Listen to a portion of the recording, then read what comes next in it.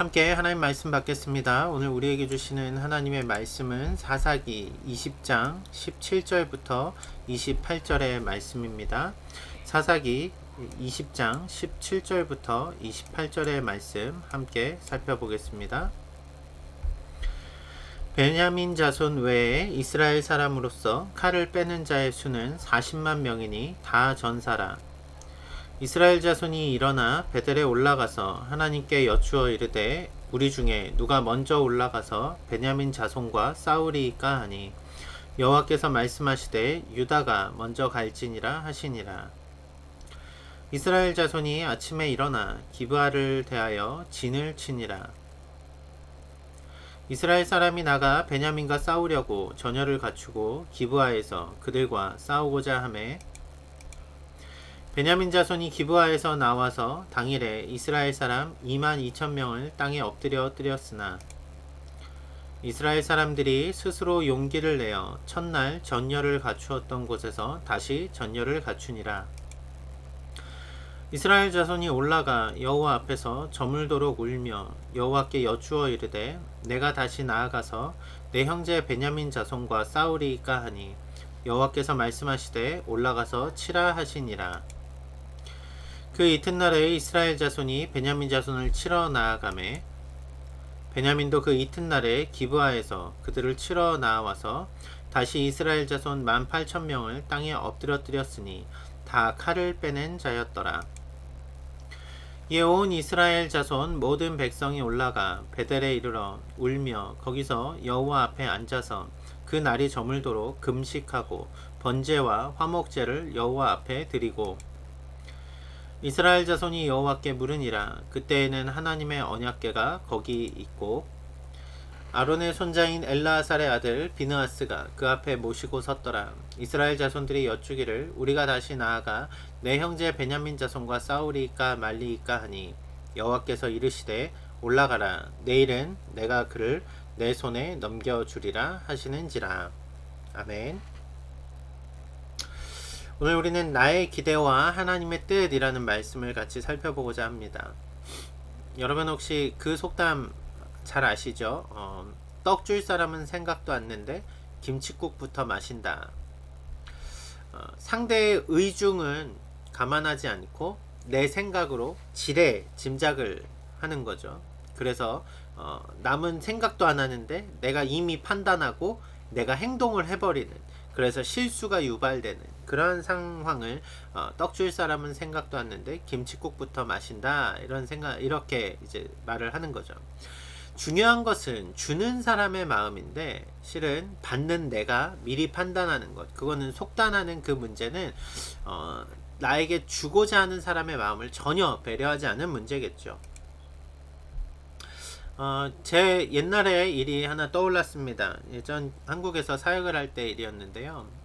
전도 축제를 놓고 열심히 준비하던 토요일 이제 저녁 시간이었습니다. 집으로 가기 전에 선생님, 다른 부서 선생님 한 분이 조용히 부르셨어요. 전사님 잠시만 와보세요 해서 제가 갔습니다. 근데 봉투를 하나 건네시는 거예요. 그래서 제가 감사하기도 했지만 제가 특별히 뭐 받을 만한 그런 게 아니었기 때문에 선생님 괜찮습니다. 이거 안 주셔도 됩니다. 괜찮습니다. 이렇게 얘기했거든요. 선생님이 되게 뻘쭘하게 보시면서 이렇게 말씀하신 거죠. 아니, 그게 아니고 저희 전도사님한테 좀 전해달라는 이야기입니다. 교회에서 예산을 받았는데 아까 전사님 못 줬다고 내일 만나면 전해달라고. 제가 얼마나 부끄러웠겠습니까? 얼굴이 화끈거렸습니다. 너무 세상말로 뻘쭘했습니다. 저한테 주는 것도 아닌데 제가 받을, 실은 그쵸, 받을 그 위치도 아니었는데 갑자기 봉투를 주시니까 제가 속단한 거죠. 저에게 주셨구나 라고. 상당히 부끄러웠던 기억입니다. 여러분, 이처럼 상대방이 무슨 마음을 가지고 있는지 우리가 모른다면 지레 짐작해서 내 행동을 결정하는 것은 실수를 유발하기 마련이라는 거죠.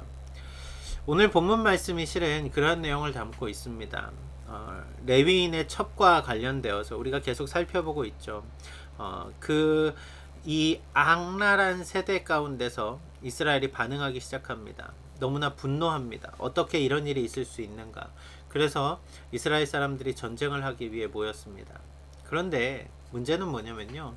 오늘 본문에 보니까 이들이 하나님께 하나님의 뜻을 묻는데, 실은 하나님의 뜻을 묻는 것 같지만 이미 김칫국부터 마시고 있더란 이야기예요. 하나님, 전쟁에 나갈 건데 어떻게 누가 나가서 싸울까요? 이런 겁니다.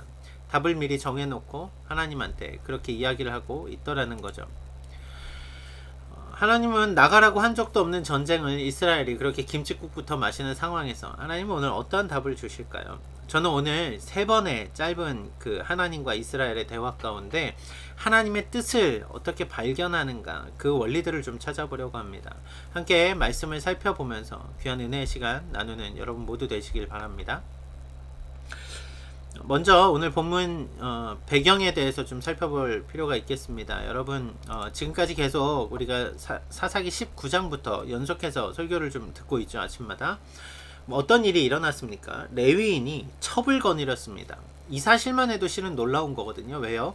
하나님과 백성 사이를 중재하는 역할을 하는 거룩해야 될 레위인이 하나님이 말씀하신 그 뜻대로 따르지 않고 첩을 두고 살았다라는 이야기예요. 정말 자기 소견에 옳은 대로 살은 것입니다. 그런데 첩이 또 집을 떠나요. 도망을 갑니다. 자기 시댁 그 친정으로 가죠. 레위인이 이 첩을 데려오는 과정 가운데 이제 기브아에 머물게 됩니다. 밤이 늦어서 기브아 지역에 유숙을 하게 됩니다. 그런데 그 지역 불량배들이 집에 찾아오죠. 그때 레위인이 어떻게 합니까?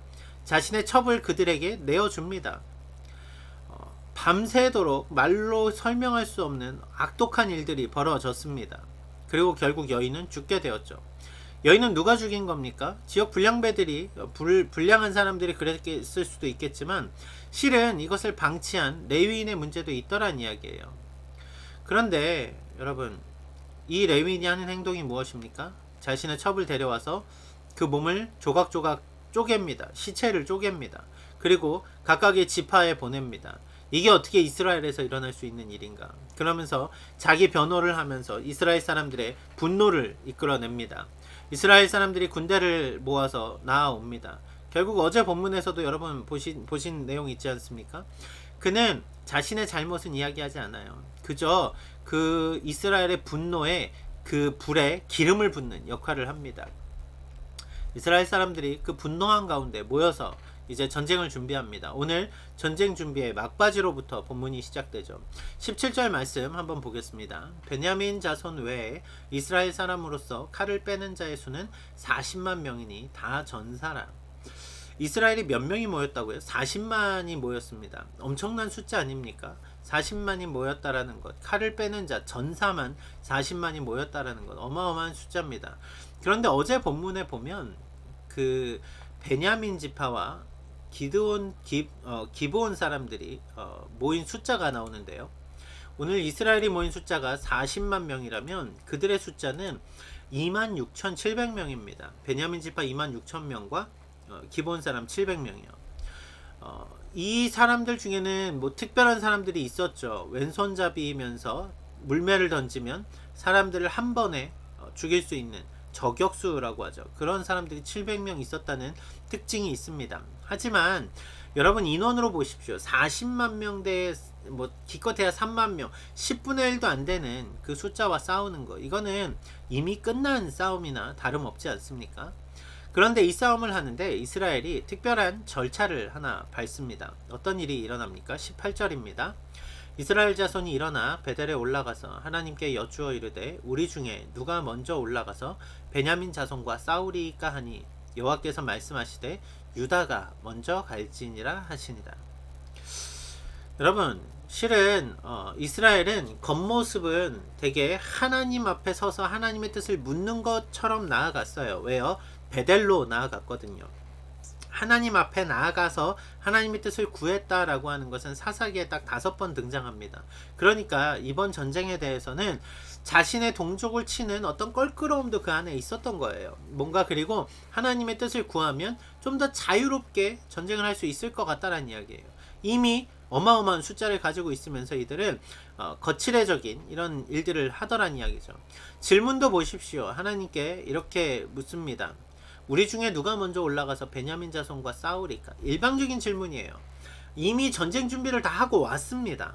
그리고 베냐민을 치기 위해 여러 방법들을 다 찾고 이미 준비가 끝난 상황에서 자기들의 결단은 다 내려놓고 하나님께 그렇게 묻습니다. 하나님, 우리가 치기로 했습니다. 누가 나가서 칠까요? 여러분, 이들의 그 하나님께 구하는 것은 하나님의 뜻을 구한 것이 아니었습니다. 자기의 뜻을 하나님한테 확답을 받고 싶었던 거였겠죠. 자, 하나님은 이때 대답을 해주십니다. 유다 지파가 먼저 나가서 싸울 것이라고요. 그런데요, 여러분, 이 말씀이 실은 데자뷰 같은 말씀입니다. 왜냐하면 사사기 1장에도 이 말씀이 나오거든요. 사사기 1장에서 이스라엘 사람들이 그 여호수아가 죽고 이제 가나안 땅을 점령하기 위하여서 아도니베섹과 전쟁을 벌입니다. 그때 이스라엘 백성들이 모여서 하나님께 이렇게 구합니다. 누가 나가서 싸울까요? 질문은 똑같았습니다. 그런데 목적이 달랐죠. 사사기 1장에서는 하나님의 뜻을 이루는 전쟁이었습니다. 그 땅을 점령하라, 이방인들과의 싸움이었습니다. 하지만 오늘 본문은 그렇지 않잖아요. 자기 민족 간의 싸움입니다. 그것도 베냐민을 진멸하기 위해서 어마어마한 숫자가 분노를 가지고 모였습니다. 이들은 사사기 1장 자신들의 조상이 했던 방법은 생각했을지 모르지만 자신들의 뜻을 이루기 위해서 철저하게 계획된 하나님 앞에 물음이었다라는 이야기입니다. 자, 이제 전쟁이 시작됩니다. 그때와 마찬가지로 사사기 1장과 마찬가지로 유다 자손들이 진영에 선봉에 섭니다. 전쟁을 하러 나아갑니다. 그런데 어떻게 됩니까? 21절 말씀입니다. 베냐민 자손이 기브아에서 나와서 당일에 이스라엘 사람 22,000명을 땅에 엎드러뜨렸으나, 여러분, 40만 명 중에서 22,000명이 죽었다는 것은 큰 숫자는 아닐지 모르지만 여러분 생각해 보십시오. 베냐민 사람과 기본 사람이 26,000명이었어요. 27,000명 정도요. 근데 그들이 22,000명을 죽였다는 이야기는 자기들은 한 명도 죽지 않고 22,000명, 자기 머릿수만큼 한 집단을 다 죽였다는 이야기예요. 집 하나만큼 죽였다는 이야기입니다. 이거는 부끄러운 패배입니다. 있을 수 없는 일입니다. 40만 명이 싸우러 가서 그 인원들 중에서 상대편의 적군만큼 그대로 사람들이 전사하고 돌아왔다는 거 얼마나 창피합니까? 그래서 이스라엘이 한 번 더 구하기 시작합니다. 23절 말씀입니다. 이스라엘 자손이 올라가 여호와 앞에서 저물도록 울며 여호와께 여쭈어 이르되 내가 다시 나아가서 내 형제 베냐민 자손과 싸우리이까 하니 여호와께서 말씀하시되 올라가서 치라 하시니라. 이스라엘 자손들이 뭔가 이거는 이상한 일이 벌어졌습니다. 그래서 하나님께 다시 묻습니다. 그런데 이번에는 하나님께 울며 간구합니다. 날이 저물도록 울며 여쭈어 이릅니다. 하루 종일 울면서 하나님, 우리가 나아가서 저들과 싸울까요? 이거 여기서도 실은 이들은 바뀌지 않아요. 뭐냐면요, 하나님, 우리가 쟤들을 지금 없애야 되는데 전장에 누가 나가서 싸울까요? 뭐 이거랑 똑같은 겁니다. 내가 다시 나가서 싸우리까? 하나님은 이번에는 지파도 알려주지 않으십니다. 올라가라 라고 말씀하십니다. 올라가서 치라. 여러분, 이 말씀이 얼마나 어떠한 뜻을 담고 있는지 아십니까? 이스라엘이 김칫국부터 마신 거잖아요. 하나님 앞에서 이미 다 자기네들이 정해놓고 뜻을 다 정해놓고 하나님께 구하면서 하나님이 올라가라 하니까 신나서 나아갑니다. 하지만 하나님의 뜻은 무엇이었습니까? 하나님은 이 전쟁에 함께하지 않겠다라는 이야기예요. 너희끼리 가랍니다. 너희끼리 올라가라. 결과도 이야기해 주시지 않으세요. 결국 이 전쟁이 한 번 더 올라가서 두 번째 전투에서 어떻게 됩니까? 25절 말씀입니다. 베냐민도 그 이튿날에 기브아에서 그들을 치러 나와서 다시 이스라엘 자손 18,000명을 땅에 엎드렸으니 다 칼을 빼는 자였더라. 18,000명이 또 죽습니다. 여러분, 진이 빠지는 전쟁 아닙니까? 실은 어떻게 이렇게 베냐민이 수적 열세에도 이길 수 있을까? 이유는 분명히 있습니다. 왜냐면 기브아의 위치 때문에 그래요. 기브아는 고산지대입니다. 그러니까 아래에서 전쟁을 하기 위해서 올라가는 사람들이 이미 지쳐요. 그리고 위에서 방어하는 사람은 돌 같은 것만 던져도, 그렇지 않습니까? 화살 같은 것만 쏴도 충분히 방어할 수 있는 지역이라는 거죠.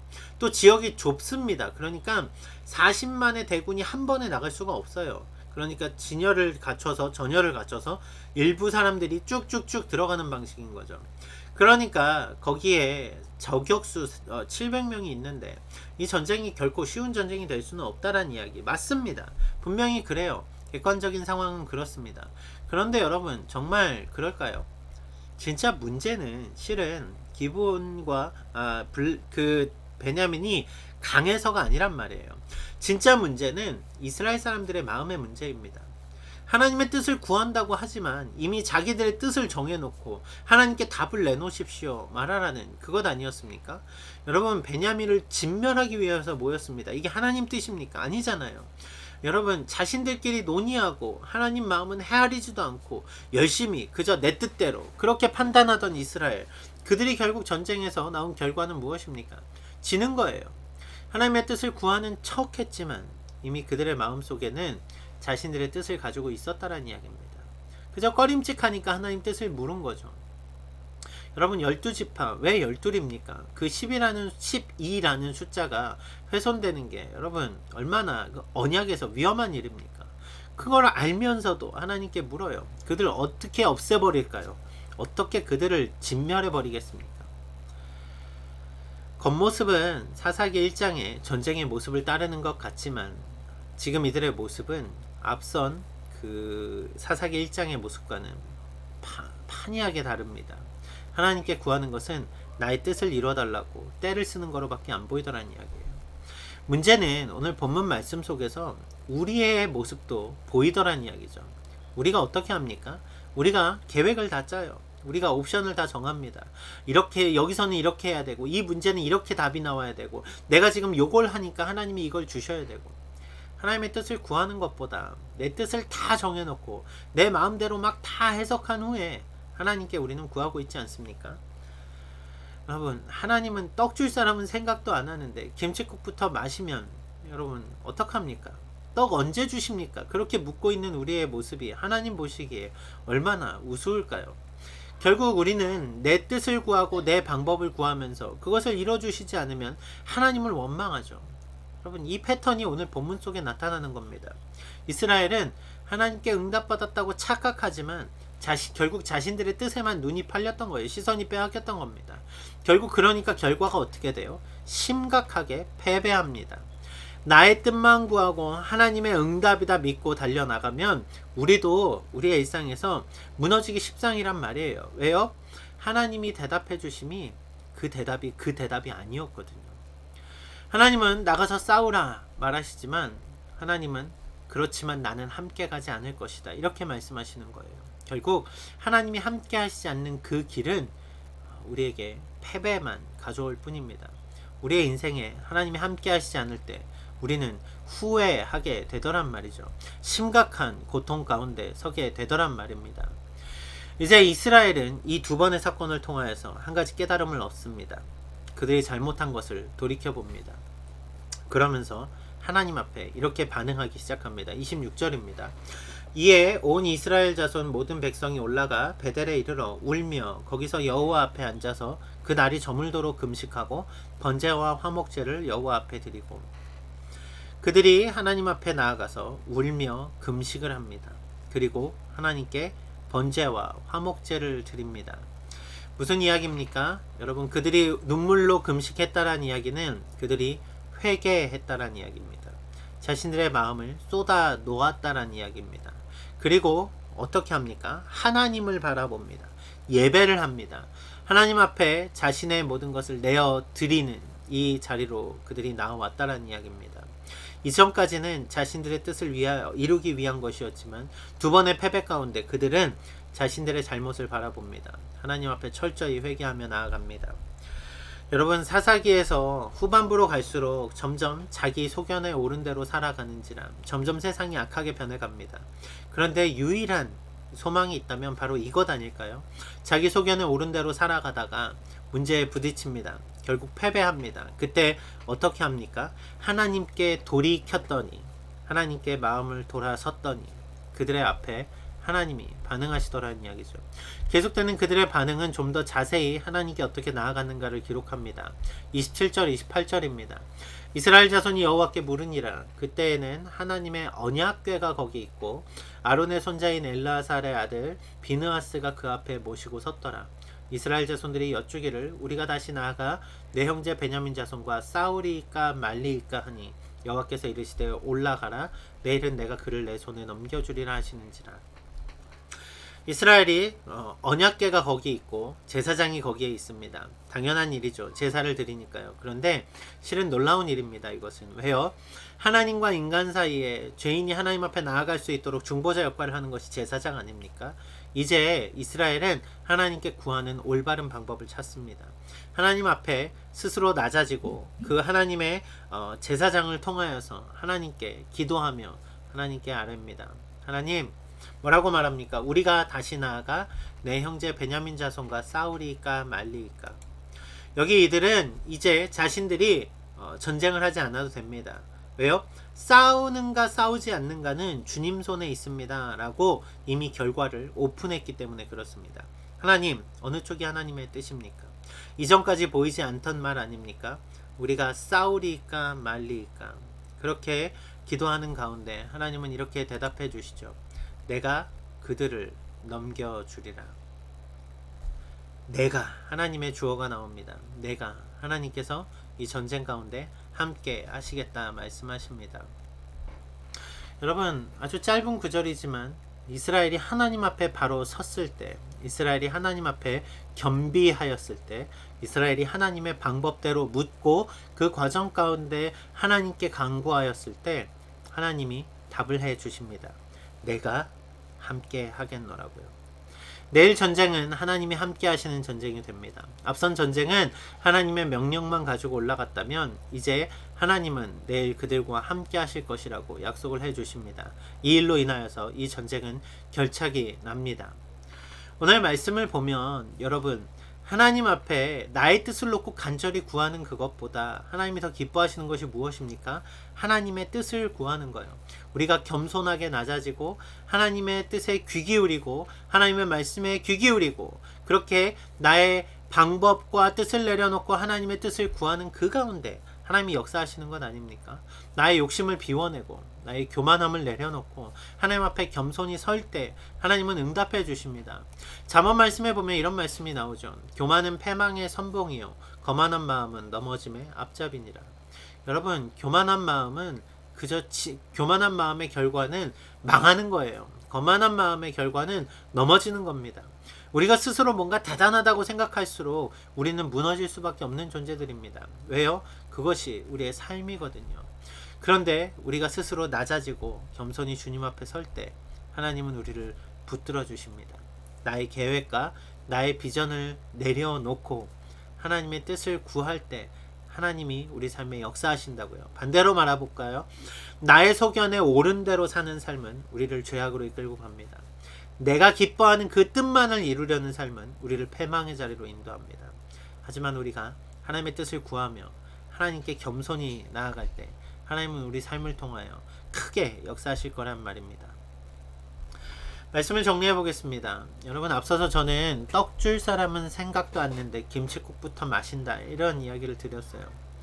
여러분, 어쩌면요 우리가 하나님의 마음은 무시한 채 나의 뜻만 구하는 우리가 그런 무례한 그리스도인의 모습으로 살아가고 있지는 않습니까? 우리가 기대하는 그 떡은 실은 별로 크지 않은 걸 수 있어요. 왜요? 하나님은 우리가 생각한 그 떡보다 훨씬 더 큰 꿈을 가지고 계시거든요. 훨씬 더 큰 비전을 주시거든요. 그런데 우리는 그 눈앞에 떡 하나만 놓고 그것도 우리가 김칫국부터 마시면서 그렇게 하고 있지는 않습니까? 여러분, 우리가 기억해야 될 것은 하나님이 준비하신 그것이 우리가 기대한 그것보다 더 크다라는 것입니다. 하나님이 예비하신 그 일이 나의 계획보다 훨씬 더 원대하다라는 말입니다. 하나님이 우리에게 주신 구원의 은혜를 보십시오. 여러분, 이미 우리에게 주어진 그 구원의 은혜, 그 가운데 하나님이 우리를 끝까지 책임지실 거라는 생각, 그런 생각 왜 안 해보셨습니까?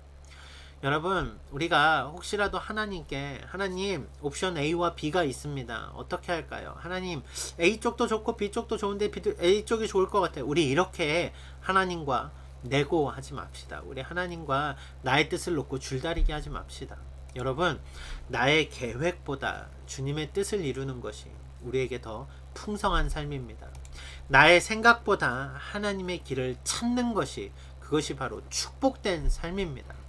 여러분, 나의 기대를 넘어서서 하나님의 비전을 가지고 살아가는 것, 그것이 바로 오늘 그리스도인의 삶 아닐까요? 우리의 모든 것들을 내려놓고 하나님의 뜻을 구하며 비전어리로서 오늘 여러분의 삶을 이루어가시는, 완성하시는 그러한 승리하는 여러분 되시길 주님의 이름으로 축원합니다. 기도하시겠습니다. 아버지 하나님 감사합니다. 오늘도 우리가 말씀 앞에 섭니다. 하나님, 너무 부족하고 연약하지만 우리는 그 주님의 뜻을 구하며 하나님이 이루실 승리를 바라보며 나아가기를 원합니다. 혹여라도 우리가 교만하여서 나의 뜻과 나의 방법을 주님 구하지 않게 하여 주시고, 하나님께 지레짐작으로 우리가 원하는 그것들을 자꾸 하나님께 간구하는 그러한 교만한 그리스도인의 모습으로 살지 않게 하여 주시고, 오직 주님의 뜻을 이루며 주님의 말씀대로 살아갈 수 있는 그러한 우리의 모습들 되도록 성령 하나님 역사하여 주시옵소서. 오늘 하루의 삶 가운데서도 인도하실 주님을 찬양합니다. 예수 그리스도의 이름으로 기도드립니다. 아멘. 우리 함께 주기도문 하시겠습니다.